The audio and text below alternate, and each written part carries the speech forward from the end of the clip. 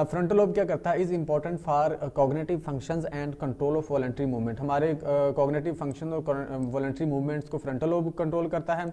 Parietal lobe process sensory information from across the body, जैसे मैंने बोला है सोमैटोसेंसरी यानी कि सोमा बॉडी और सेंसरी इन्फॉर्मेशन बॉडी से जो सेंसेस ले रहा होता है वो पैराइटल लोब ले रहा होता है। About temperature, taste and touch, sensory information आपको पता ही है कि कौन सी होती है। उसके बाद आता है जी occipital lobe, responsible for vision. जो ऑक्सीपिटल लोब होता है वो विजन के लिए रिस्पॉन्सिबल होता है, याद रखिएगा। उसके बाद होता है जी temporal lobe, sit behind the ears and are the second largest lobe. Ears के बिहाइंड होता है और लार्जेस्ट सेकंड लार्जेस्ट लोब होता है। They are most commonly associated with processing auditory information, emotions and with encoding of memory.